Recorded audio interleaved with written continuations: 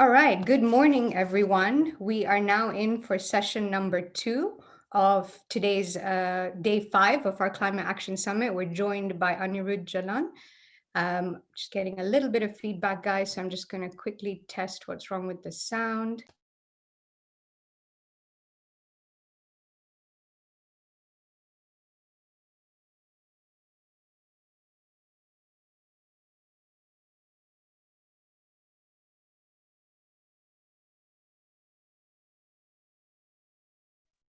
Awesome. All right. Never easy to use tech, especially when we're trying to connect with people all over the world. But Anirudh, thank you so much for giving your time to us today.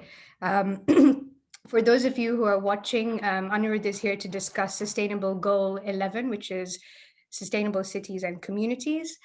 When I first came across their company and what they are doing, I was really, really excited to see it. So I'm not going to dive into what they do because I'll let Anirudh tell you that. But I just wanted to say thank you so much for giving us time today. We're a community of over 200 viewers. We're all passionate about sustainability, about delivering solutions that help us build more sustainable societies. So I will hand over to you to just do a quick intro. Thank you so much, Nimisha. It's a pleasure to be here. Thank you.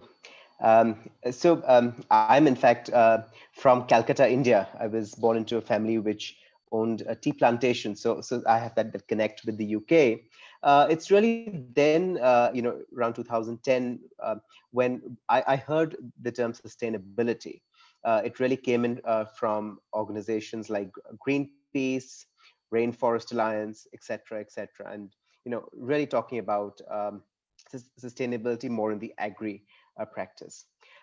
Fast forward 5 years, I moved to Hyderabad and got my MBA, and really what I want, what the issue that was bothering me and a lot of others whom we are now, as part of a larger team, is that we know that the waste space and the waste ecosystem has really never been very efficient.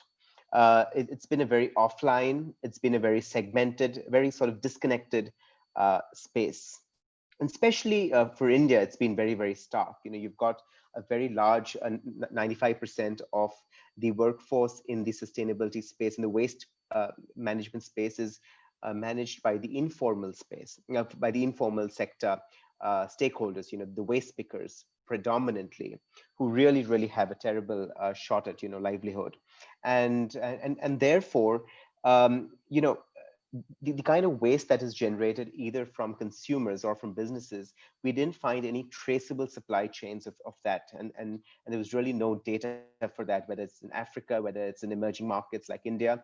And therefore, the way we positioned ourselves was that, we've got this opportunity, we've got this large business, there are various stakeholders like consumers, waste processors, recyclers.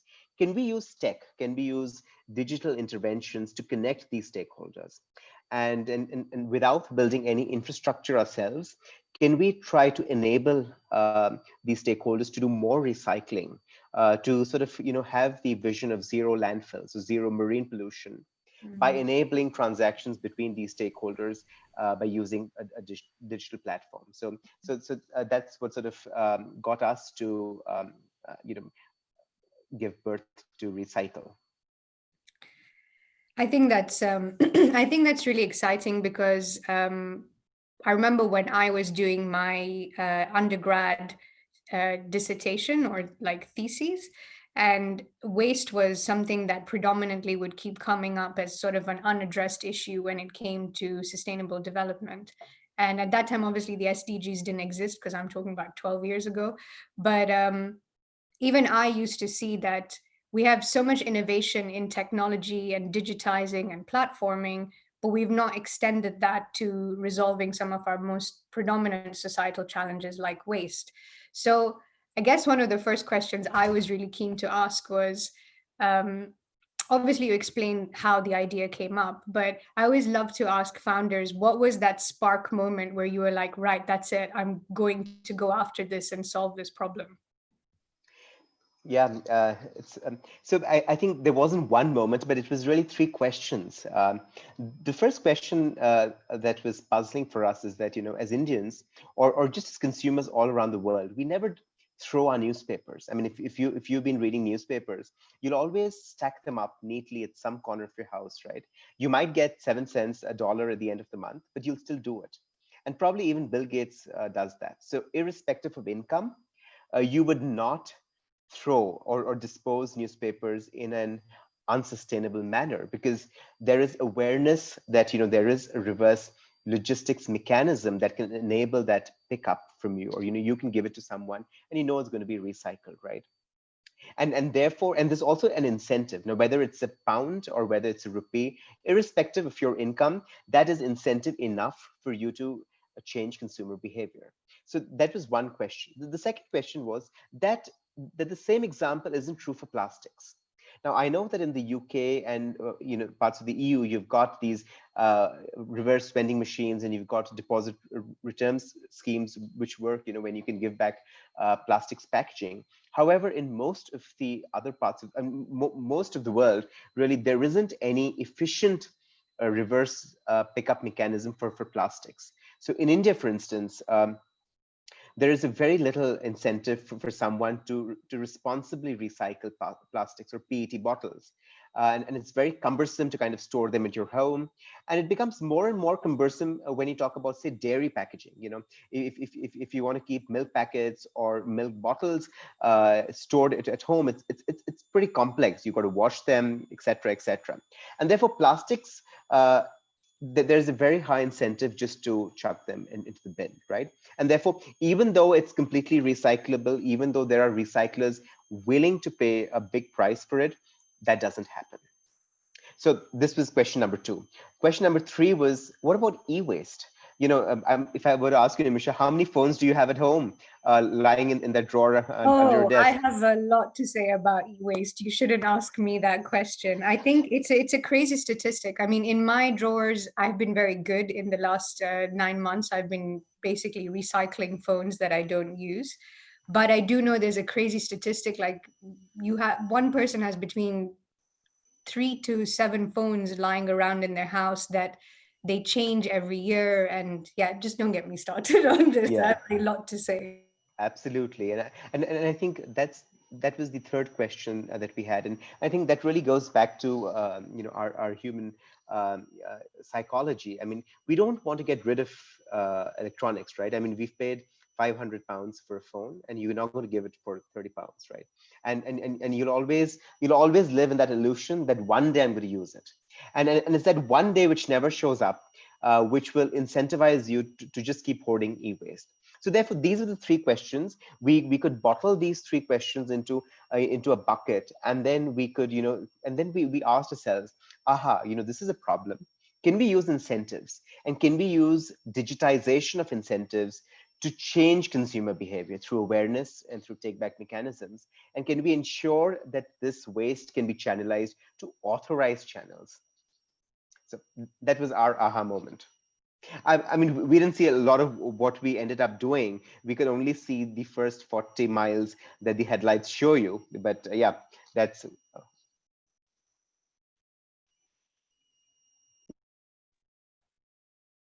I think you're on mute now. There you go. Yeah, no, so I think I was just concluding. So I think that was our aha moment. I love that. So I think something that a lot of so we have members in the audience who also work within councils in the UK, right? So I'm sure for them, particularly when they're tackling waste, it's these sorts of solutions become so much more meaningful to them. So if you don't mind sort of just explaining at a high level, how does the platform or ecosystem work? Like what are the interactions, or how are you kind of creating that value chain to move waste into a secondary market? Would you mind if I pull up my presentation at this point? Please go ahead. Yeah. All right, I'll do that. I'm assuming that you can see my screen, right? Yep. Perfectly. Can see All right. everything. Yeah, so I think the way we looked at waste was really, and I'm happy we coined the term double commerce. So after e-commerce, we think it's double commerce, waste commerce. That's fascinating, and so we look at these stakeholders, right? You've got generators of waste, consumers like you and me. You've got bulk waste generators, schools, large offices, etc., that generate waste, and we've got to get that stuff from the generators into the hands of recyclers. To do that, you've got this processing bit in between, right? It could be formal, informal, semi-formal, and you've got to process the waste, because you really can't ship or transport unprocessed waste. It's too expensive. And you've got the I mean, we call it the ULBs, the urban local bodies, but this is just predominantly the municipal corporations, right? The government. So the government's got that fiduciary responsibility to ensure that there's no curbside waste. The city is litter free, and therefore it enables through policy this channelization from waste coming from generators all the way to recyclers. So these were kind of our stakeholders. What we really did was we came up with a platform that connected these stakeholders. So just as you've got Amazon, we sort of created a digital marketplace where we could bring the supply and demand side factors onto the platform. So therefore, broadly, the platform allows aggregated volumes of waste to be sold, and it also allows buyers, so recyclers, waste to energy plants, to buy that waste on the platform. I think, and this system is energized through something that we call the EPR, and EPR is one of those integral tenets of sustainable cities. It's the extended producer responsibility, which is basically the responsibility that Unilever, Coke, and Pepsi, and all the others have to ensure that the plastics that they put into the consumer's hand goes into recycling, and therefore they need to spend X amount of their top line to ensure that this happens.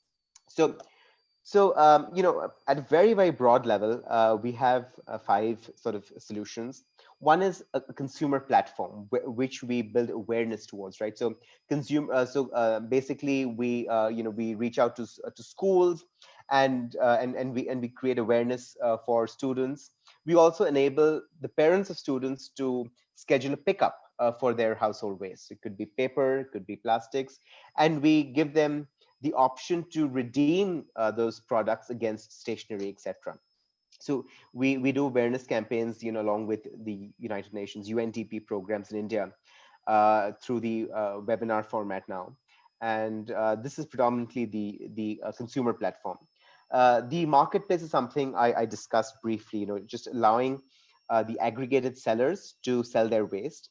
What this allows is traceable supply chains of waste, and so what was happening semi-formally before is now getting documented. You've got transparency as to what's happening, and because of aggregation, you can get better prices.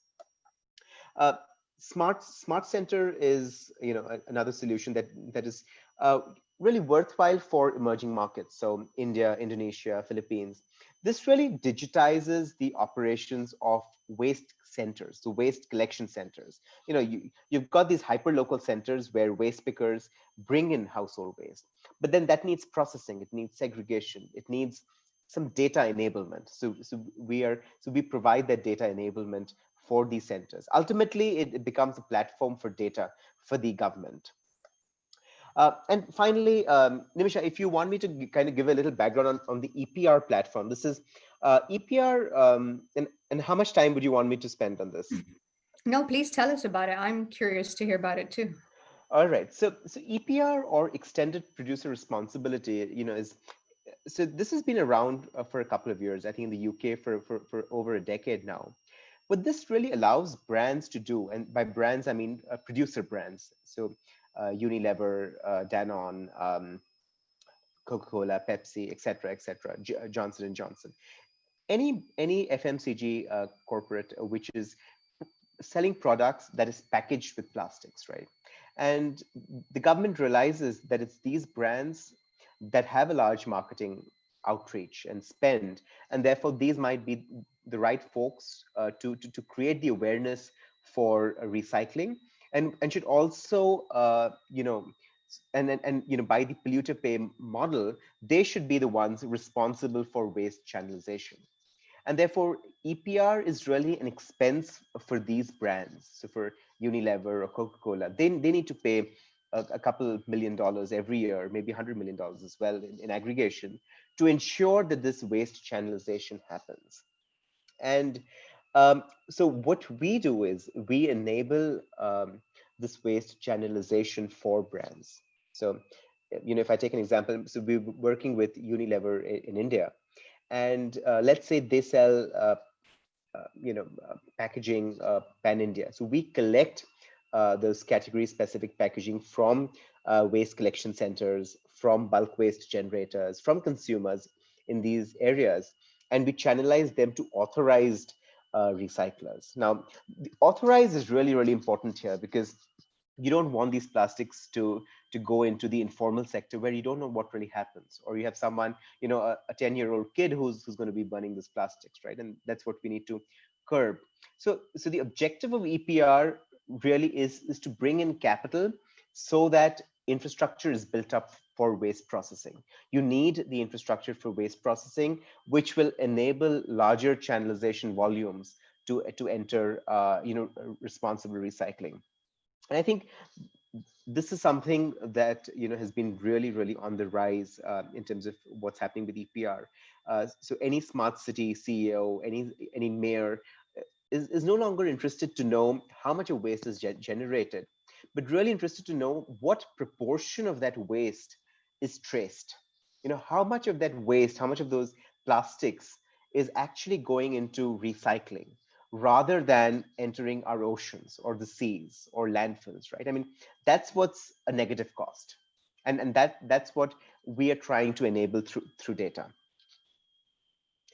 So I think this is broadly, I mean, I have another platform which is another tenet of EPR. And this is something that the UK has seen for a while. It's very popular in Europe as well. So, you've got these reverse vending machines where you can, put in your old bottle, and you can get some redemption in that prospect. In India, we feel that, those vending machines are very scary, because you might just have those vending machines stolen, and therefore it may not work here. And therefore we have a QR based DRS method where you scan products and you get back rewards. Yeah. I'm so happy to hear that, because I think that's one of the things I always used to logically put together in my mind. Like, if we have a QR on a product to purchase it, can we not use that same QR to actually follow it through its life cycle to see, from a waste point of view, where does it end up? So obviously one of the questions that comes to my mind when, I hear all of this is, if I think of India contextually, like you described, there's already sort of, like you said, an informal market that kind of operates in this space. Do you have any examples, or maybe just based on your experience, how easy is it to roll out these sorts of infrastructures like what you've created in, say, economies like Africa, where there is really no kind of infrastructure for waste management? Like, where do you see the challenges being? Right. And I think it's a really good question. And I think if you take it with the example of what WhatsApp has done, platforms need to be very, very easy to use. And there has to be an incentive, a very well thought through incentivization scheme to enable the user to adopt. Whether it's India, whether it's Africa, or any of the other parts of the world where you need a certain education barrier that needs to be crossed, right, before adoption is made available. In India, we see that there you need to handhold the waste pickers, but the moment you can show them the value that is hidden, the moment you can show to the waste picker that you can earn 300 rupees or three pounds extra a day, that is what allows for the adoption. Of course, you've got to supplement that with a basic assumption of smartphone penetration. You've got to support it with available connectivity. Correct. You've also got to support it with a plan where you can plan for contingencies, right? You've got to handhold, and you've got to assure that, and you've also got to ensure that someone, either the government or the brand owner, is communicating that plan down, right? I mean, there has to be some higher authority as well that Yeah. needs to push it. And I think Yeah. There to has to be be an element of enforcement also to, right, to ensure that you see it successfully move through. Absolutely. absolutely. Yeah. Um, so that brings me to another question I have. Based on how long you've been operating, have you seen a direct effect of that also creating more jobs because you have this transparency? Could you talk to us a little bit more about that? Absolutely. So I think you've absolutely hit the nail. I mean, job creation is really a major component of this. Especially, I mean, I'll break it up into a couple of facets. So if you look at the informal sector, right, waste picking itself is not a lucrative, or it's not a career choice, No, of really. course. It's something you're just forced into, right? Yeah. And how even for myself, if I look at myself 20 years ago, and if I were to choose a career in waste management, I'm not sure whether I would have been very excited about it. Yeah. However, today, I mean, I'm quite excited that I'm doing what I'm doing.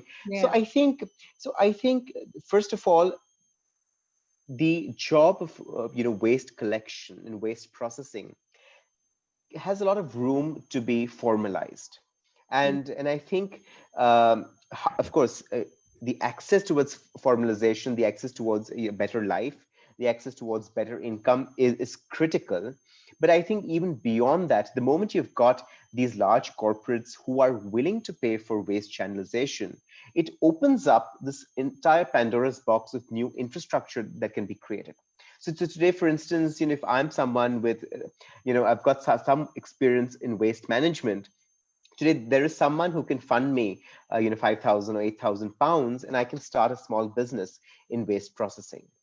And it's pretty much fixed income, right? I mean, waste, like unlike most other businesses, operates 24/7. It doesn't take off during Christmas. It doesn't take off Yeah. during any of the other holidays, right? Yeah. So in that regard, I mean, as as a business for profit, it works well, and therefore there are a lot of entrepreneurs who are now entering this field because they find a room for a 20-25% EBITDA margin here. Yeah, and I think that's the most promising thing that a lot of people kind of forget about, right? Because maybe there's this association with, like what you said, waste isn't sexy, so why Right. would you like address it? But you are right. There are a lot of entrepreneurs who are breaking into this space. So on that note, we have a lot of young people in the audience as well. So these are university students, some who are, just 2 years before heading to uni, all very passionate about doing something to support climate change and sustainable development. What would your advice be to people like them who want to consider working in this space, or just, even maybe getting involved? Like, where could they start? Right. So I think I'll take a step back. I think first, for us, I mean, we're a startup. I mean, we're a four-year-old startup.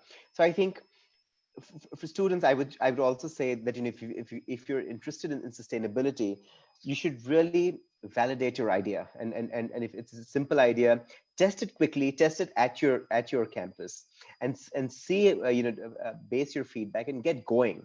I mean, Mm, if you've got that the dream, I think this is really a good time. I think the timing couldn't be better. I mean, in terms yeah, of the existing situation that we are in, there's going to be there's no more business as usual, right?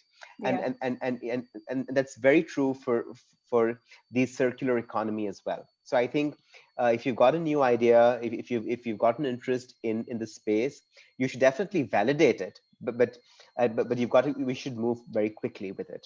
I mm, think second is there are also a lot of access to quick capital. yeah, I think, especially in the UK, you've got a lot of impact funds yeah, that are looking at ideas and willing to bet on them very early on. So I think you also have that platform to try quickly and to scale up if need be.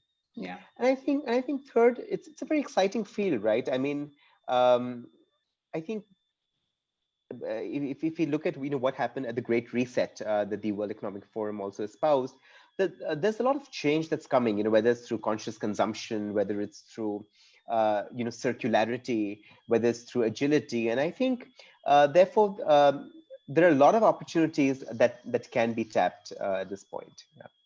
Absolutely. And I think another thing I would add to that as well is, if you're young and passionate about this topic, I'm sure startups like yourself would also value having that additional support from, an academic or somebody who's willing to get some experience. And it's interesting because a lot of speakers have said that, they said you can't fault experience. So, get yourself out there. If you don't really understand the problem statement you're looking to solve yet, get some experience, work with a few other people and learn from them. There's nothing better than that.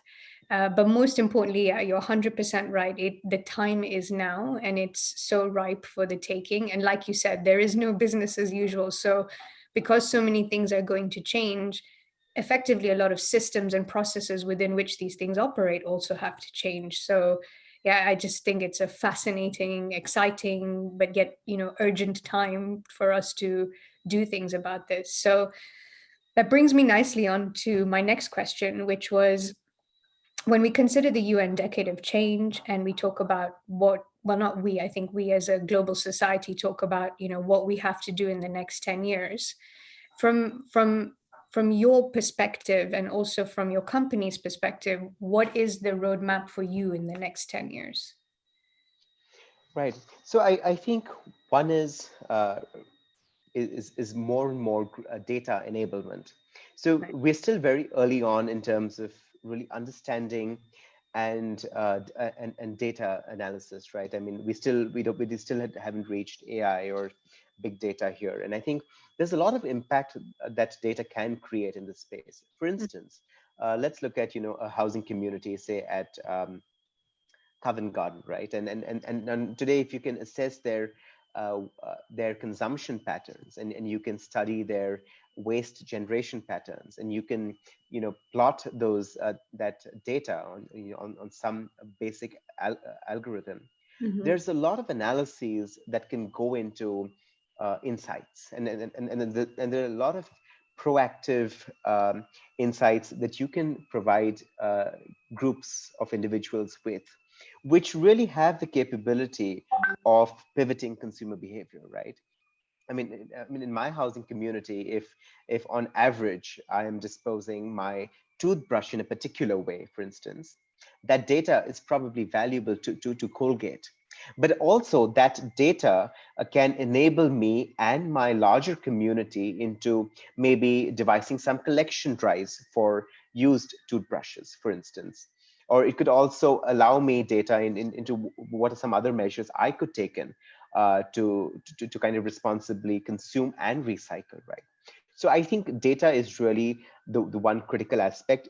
And I've just spoken about the consumer, but the same holds true for the government, right? I mean, for the government, there's a lot of room for optimization in the waste business, because you've got to compact the waste, you've got to transport it, you've got to ensure that the recyclables are extracted from the waste, and they can go into proper recycling channels. But then you've also got plastics that cannot be recycled, and therefore that needs to go to energy plants or other stuff.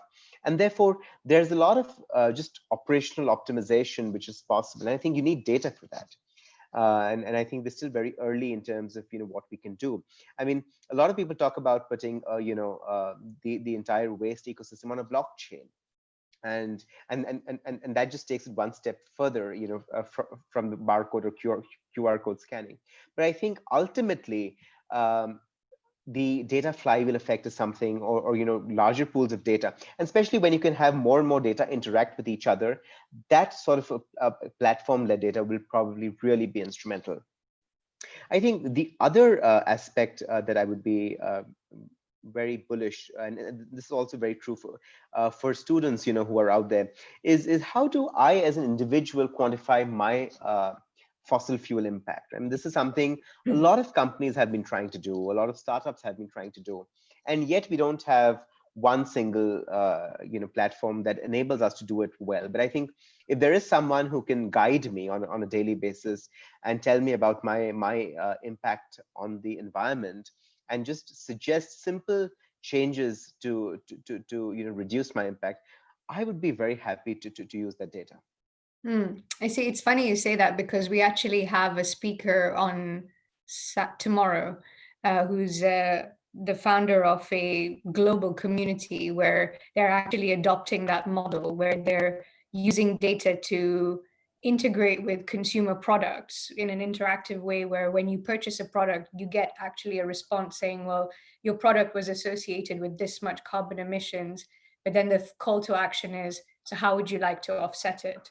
Would it be through forest restorations, coral regrowing, all sorts of things? So there are definitely, propositions coming out there. But I think you really hit the nail on the head when you talk about the integration of different systems to share data and talk to one another, because you're absolutely right. Like if we're going to create a ledger or a blockchain for waste, that actually is an entirely global system, probably we're talking about what, like the internet, like literally that Right. complex, right? And that much data points being shared.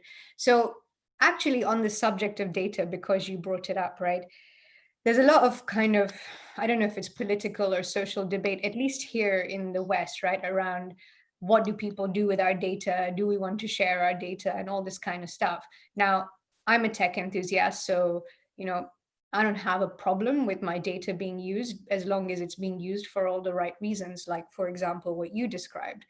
But I wonder if you can illustrate to the audience how important A, the data becomes, although you have explained that, but also B, in your opinion, what tech is able to do to kind of protect you from those loss of data integrity, particularly when we come to things like waste. Because I think so just to give you an example, I worked in the kind of smart IoT space for the last 10 years. So when we were rolling out smart meter technology here in the UK, our biggest resistance was, I don't want someone to know how much energy usage I have, because then they can tell when I'm in the house, when I'm not in the house. So just reflecting on those sorts of resistances, what would you say to people who are concerned about their data being used for these sorts of systems?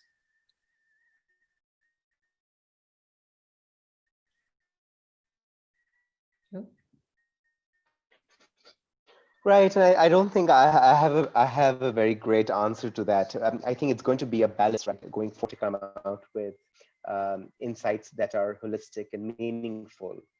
yeah. However, you can always aggregate. You can always use pools of individuals and group them, and therefore that sort of flattens individual data. But yeah, I think it's a very good question, but I think it's fairly complex, and I'm not sure if I have answer to that. That's okay. I think it's always an interesting one I like to ask because it's always interesting to see people's opinions. And you know what? To be honest, most people do say that they're like, "Oh, it's quite a complex problem to tackle." But you're absolutely right. We do aggregate data. I mean, just based on my own knowledge of how or the work that I have done and how we use data, it is always aggregated. It's anonymized. So it's not like I can look at one point of data and go, this one belongs to Nimisha and that one belongs to Anirudh. Like it's not exactly like that. And I think people forget that. And I think it's because of that stigma also. I don't think we're making as much progress as we should with things like AI, and all of those things that actually ultimately could support us in solving so many of these sustainable development goals.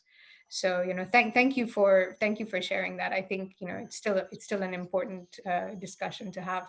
So changing the tact a little bit slightly and kind of talking a little bit about you personally. So obviously, you said you're a startup. This has been running for the last 4 years. You also touched on your family background. Could you tell us a little bit about how that influenced where you ended up now? Yeah, I think so. I grew up in a large joint family, parents, grandparents. and we family owned a tea plantation that's based out of Assam, and I, in fact, I grew up as a tea taster, so I did tea tasting very early on. We were selling teas to, Tetley and on all of those brands, and it was something I thought I'll end up doing for the rest of my life. uh, I did pursue my undergraduate in the US. I went to Urbana-Champaign, and that's where, I did a couple of courses on sustainability, climate change, and that got me thinking that, there is, otherwise I was doing my program in finance. So I think this was a very welcome, distraction, and it got me just excited. But I think when I got back to my tea plantations, the one thing I realized was that it was always business as usual. There was no change. Things had been going around in a similar way for decades, and it was very much set. When suddenly Greenpeace came out, I think 2010, when they mentioned that, in West Africa and India, the kind of tea that we were producing was not ethically sustainable. We were not paying workers enough. We were not ensuring that the workers were living in safe conditions. We were not ensuring that that the pesticides and chemicals that were used in the plantations were completely safe. And therefore, during the early years of 2007 to 10, uh, sustainability never featured on anyone's to-do list. It wasn't even in the top 10, right? It was just about operations, just costs and profits, right? And therefore, at some point, I realized that I really wasn't making much of a impact, doing what I was, and therefore, I was very fascinated, and it was very low tech. I was very fascinated to learn more about what the tech space might have had to offer. So I thought, education, when you don't have a clue, and at times you just feel that going back to school might help you Yeah. restart. Hmm. So I came in for an MBA here to Hyderabad, to ISB, and I think post that I was very fortunate to kind of meet a lot of people from the tech space here. And in fact, I was part of another startup before Recykal, which didn't last very long. It was called Ambi, where we actually were trying to aggregate ambulances. So Oh, that was, wow. yeah. And in fact, Travis Kalanick had invested, he was the CEO of Uber then. He had invested the first $50,000 for us to get Oh, started with it. wow. Yeah. I'm And, so glad and I asked this question now. I would have never known that. That's so interesting. and yeah, it was in one of, so Telangana, the state where Hyderabad is based out of, is really a startup state, and the government really pushes you to digitize stuff, and it's a very forward looking, amazing government. So we were housed in the largest incubator in Telangana, called T Hub, Yeah, I'm where. familiar with it because we do a lot of work with Innovate UK, which is our UK innovation hub, and I know that at the moment they're doing a partnership with Government of India across your entire network of incubators. So I've heard of the one you're talking about, actually. Yes, and in fact, Andrew, I think from the British High Commission, is very, very active Yep. therein. So I think we were among the early startups there, and we had this idea that how can we reduce response times, and I had really like a fascinating team, Jamin and Rohit.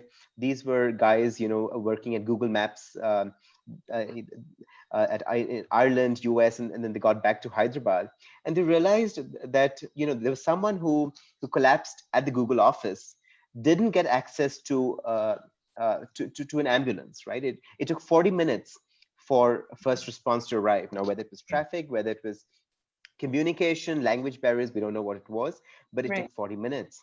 And therefore, the very simple question was, can we aggregate ambulances rather than waiting for someone to come in from a hospital?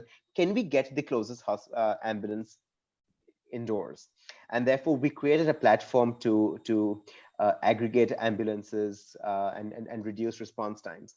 We raised about $800,000 for that business. Unfortunately, it didn't scale up. Um, Somehow, this topic also fits into sustainable cities. So It does. It yeah, absolutely does. Yeah, go for it. It's quite a coincidence, but we were not able to scale that up. We realized that managing ambulances in India was quite a cash business, and there was a conflict of interest for the driver of the ambulance. He would take the patient wherever he got the maximum commission, and yeah, so we realized we're not going to be able to do it efficiently on a platform. So we ultimately wound it up, and during the latter half of the startup, we were thinking of what next. And for me, that was the question. And I met amazing team, Abhay, Abhishek, Deshpande, and we came up with Recykal. Yeah, it's been 4 years now. I think it's very exciting what you're doing. I think a lot of people sometimes forget that when we're entrepreneurs or founders, there's a lot of influence from our personal life that actually drives us to do the things we do. So it's always nice to hear people's personal stories and also their experiences as well. We have some questions from the audience now. So I'll dive into number one. Sure. They ask, this platform looks really innovative and interesting. Is there a way for also people to see how, let me read this carefully. So it's asking about health and safety. So it's like, is there a way that the platform can also support workers to ensure that they're doing things safely? I think they're coming from that perspective of waste collection can be dangerous. How do we consider PPE? So that's what they're asking. Right, and I think it's a great question. It's something in the current situation we've really been thinking hard about, and it's something we're trying to implement through our partners who run collection centers, who Mhm. run waste processing centers. What are their SOPs? How are what are their processes, and how do we ensure that waste processing is done in a safe manner, right? And I think a lot of that really comes in through the very simple checks and balances that the platform needs to verify at every stage. Hmm. So, I mean, it's a great question. It's something we're working on, and it's something that's really going to become a vital part of how we develop the platform going forward. Fantastic. And I think that's really good. And then another one is, I love that you go to schools. I think we need to educate kids about these challenges as well. Can you tell us about some of the results that you've seen personally from running these education programs? So I think it's Right. specific to schools, basically. And Right. yeah, Yeah. I think again, a great question, right? I mean, there is no other way to change consumer behavior in my mind other than educating kids. yeah. And I think this is something we learned very, very quickly because we had a lot of speakers coming from the EU, to India, and we asked them this question, what did it take for countries like the EU or UK to reach, say, higher recycling rates, say 70, 80%? And they said it was just one generation of school-going kids who learned about recycling, who learned about, which can to use and which bin to dispose, right? Basics.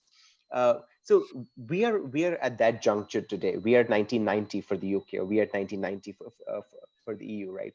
So Yeah. we've got to cover the next 20, 30 years, In and very we need to short do space of time. Yeah. and we need to compress it, because and that's why we think reaching students digitally is going to be faster. It's going to be scalable.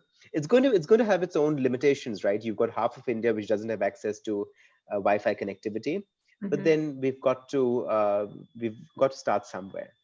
Absolutely. And I think, we never underestimate the power of just educating one young person, because they'll go into their home and then tell their mom or their dad or their brother or their sister. So you do have this almost radial effect of educating young people. So I love that.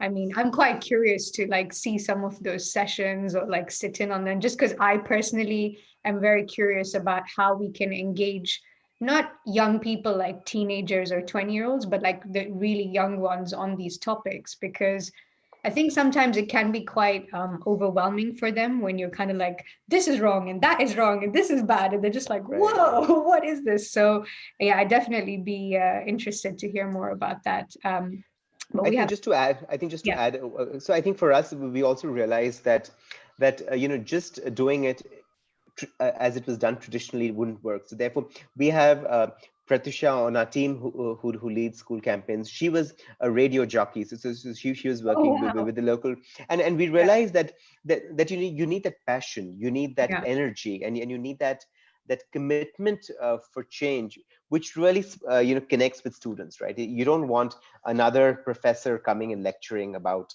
waste management. You Yeah. want to gamify it. You want to create incentives that students can connect with quickly. So I think that's what we're trying to build.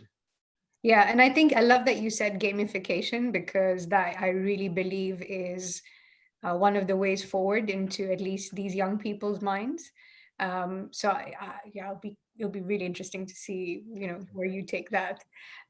So another question from the audience is, as an entrepreneur pioneering in this space, have you had any personal struggles or imposter syndrome? Yeah. So I think personal struggles are just part of Part and parcel of it, yeah, right? it's part Yeah. parcel, right? And especially when you're a founder or co-founder of any startup, right? I mean, it's just juggling life, I think, of Mhm. work. And I've got two young daughters of 6 and 1, and that itself, I mean, uh, probably there's no moment where I feel that I'm out of any chaos. I mean, it's always chaotic. But then you've got to find those elements of magic in the chaos, right? So I Yeah. think that's how it is, and I don't see it changing for a while. No, and I think also, I think what they're trying to allude to is there's been a lot of topic discussion with like different founders about how do we preserve our mental health when we're tackling these sorts of challenges. But I think you kind of said it so eloquently, which is like it's chaos. We just have to find a way to navigate it. So I think that that's really important. And I think one of the things I've found with speaking to so many of you is that because you have a passion for what you do, the chaos doesn't matter, the struggle doesn't matter, because you kind of know where you're going and you know what you want to achieve, and that's what generally pushes you forward. So I really really love that. And then another question from the audience, which is, have you had any resistance from taking these programs into schools? I doubt you would have, but you know. No, I can probably see from where this question is coming. So, for instance, uh, you want to do campaigns which also promote conscious consumption, right? I mean, Yeah. you don't want to do an awareness session which is sponsored by a beer manufacturer or a fizzy drinks manufacturer. So Correct. Yeah. it's a fine line, but unfortunately, these are the largest contributors to plastics. So Yeah, and I think also there's, I think sometimes it's also how society frames some of these things. Like we we would probably not want the beer company or the fizzy drink company to sponsor that because we think of, oh well, what does that mean for children and what message are we giving them? But at the same time, it's like these children are going to grow up to be adults one day and they'll probably consume these products. So actually having them understand it from the top end of where the problem comes from is really important. And I think, there's a bit of an attitude of cancel culture. So like if, some business is performing or perceived badly, it's like everybody will write them off. So there's no opportunity for them to actually come to the table to demonstrate, well, this is what we're trying to do. So yeah, I think that's just my perspective on yeah, it. You've got to create opportunities for everyone to come to the table to be involved in whatever part of sustainability it is. So I think that really matters. Oh, we've got lots of questions for you. So I'll keep it down to, say, two more, and okay. then we'll do a bit of a wrap up. So this one talks about challenges that are associated with working with local government or councils. What kind of challenges have you seen when it comes to deploying these systems? Right. And I think, again, it's a fair question. I mean, for a startup, as you also, I mean, so for us, also got to be profit and purpose, right? We've got to keep both hand in hand if you want to keep going. We can't do without either of the two. Now, we generally don't look at the government as a customer because it just complicates matters, right? So therefore, we never uh, enter into transactions where the government is going to pay us. So the role of the government or the municipality or the mayor is that of an enabler, is that of a policy maker, so that what we're doing with other stakeholders can be expedited and can be made more seamless. Cool. No, I think that, it's a bit of a it's a hard one to navigate, because I think every government, every locality, every municipality has different challenges, different players, stakeholders. So I just think it's amazing as a startup that you're actually making headway in that space, because oftentimes we find that's probably where the challenge sits the most. It's getting buy-in or endorsement to move forward with something. So I think that that's uh, it's really important. This is a nice question. They're saying, I can see from the presentation you're obviously involved in India's move towards circular economy. Could you shed some light on where you feel that movement, or how you feel that movement is shaping in India? Yeah, absolutely. And I think um, even if you look at the last 3 years, there has been a massive change, in the transition towards a circular economy. If I take the example of a certain kind of plastics, right, and these are multi-layered plastics, those chips packets which you buy, which is foil on the one side and some other layer of Yeah. plastics, right, and Yeah. uh, these were never collected by waste pickers 3 years ago because there was no economic value. So all of these packaging items ended up in landfills or ended up in the marine, I mean, in the oceans, right? I mean, and that's just caused tremendous damage already.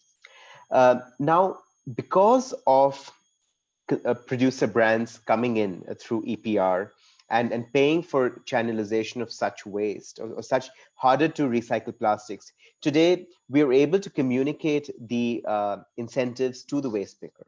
And we are able to pay them, say, 5 or 6 cents per kg. It's very small, but when you aggregate it, it still adds up, and therefore that today has some economic value sufficient to incentivize individuals to collect them, to segregate them, and to get them into waste processing.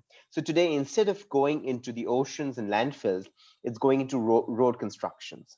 It's going into waste to energy plants where you're converting these plastics into low quality diesel, or it's also going into cement kilns, cement factories who are, which are substituting these multi-layered plastics as opposed to, coal. And therefore, I mean, it's still incineration, but it's still better energy use. Right, because I guess the offset is that we're not going and mining coal to now Right. run this plant, right? So I totally agree. And I think sometimes people,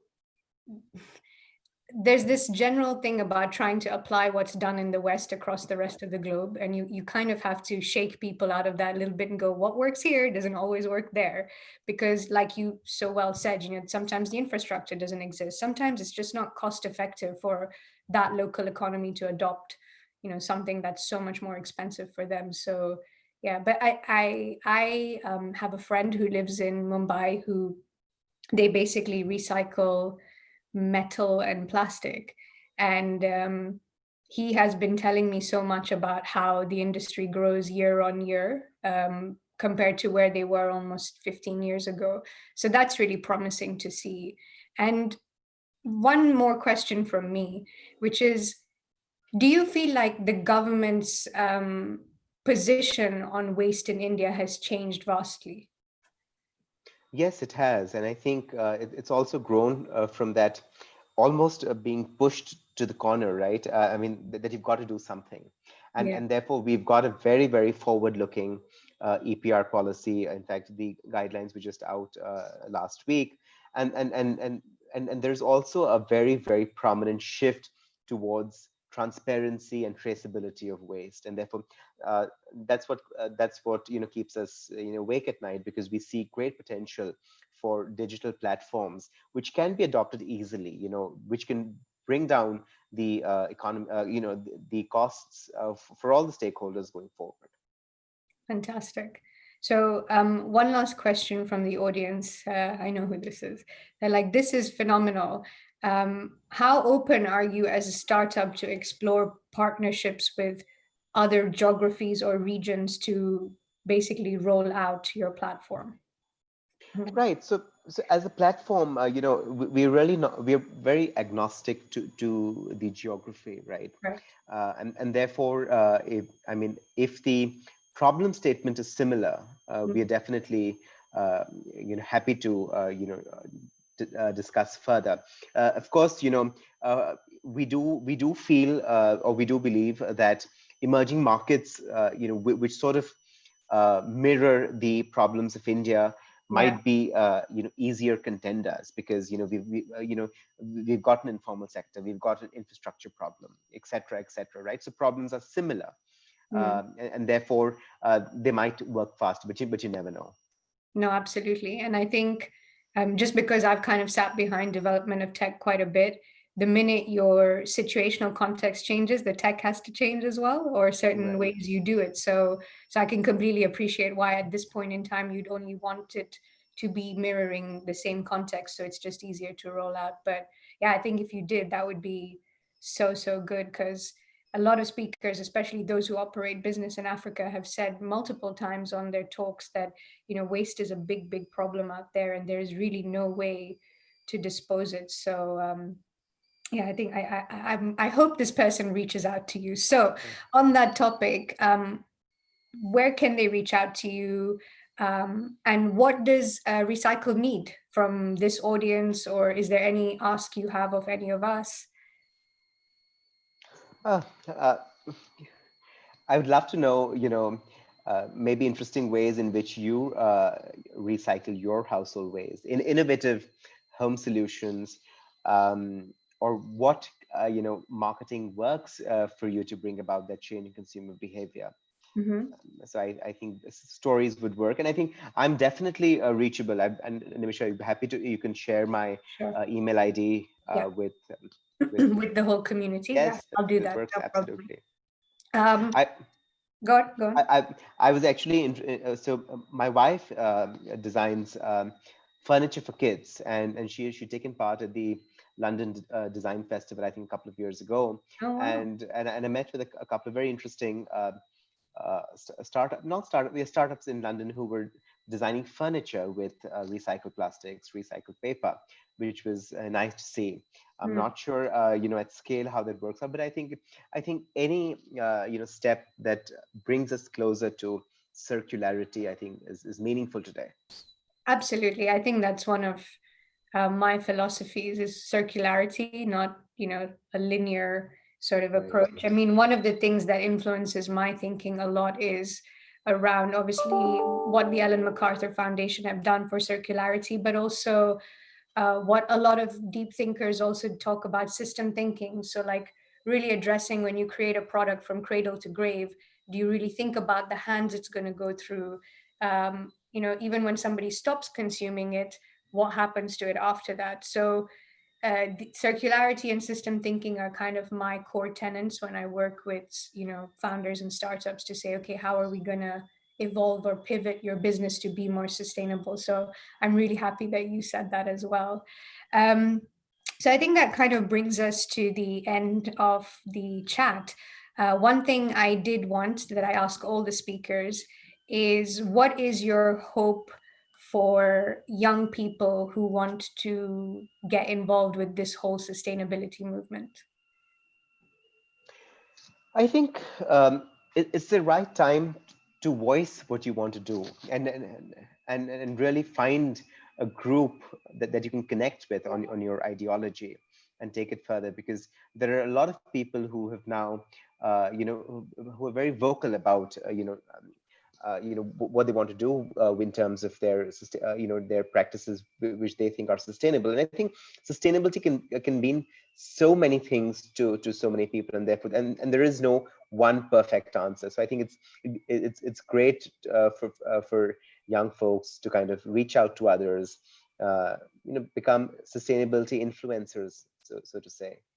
Yeah, absolutely. I agree with that so much. And I always say to my younger cousins and nephews and nieces, I'm like, this is your time. Like when we were your age, we didn't have social media. We didn't have like a way to publicly voice our opinion about the things that matter to us. So I kind of joke going, so we start businesses because we don't know what else to do. But Right. I think, my personal view is that, whether you're an entrepreneur, whether you're an influencer, whether you're a social activist, whether you're a change maker, I think we all have a role to play in delivering a more sustainable society. So it's not really about what you do, it's just find what you're passionate about and speak up on that, act on that. And I think that is really how you start to elicit change. So Anirudh, I wanted to say thank you so much. I have learned so much today, and I am also excited to have so many separate conversations with you about what we can help you do with, Recycle. But I'm sure once I post your details, there's going to be a fair few people who are reaching out to you. So I just wanted to say thank you for giving us your time today, sharing, your experience, your story, and just most of all, being part of this really important conversation about climate action and climate change. So thank you so much. Thank you. I think it was totally my pleasure, and it was really great, lovely chatting with you, Nimisha. Thank you so much. And look forward to doing this again, hopefully. Yes, Absolutely. Well, have a absolutely. lovely day and have a nice Thank you. weekend. Bye-bye. Take care. Bye. Bye. Bye.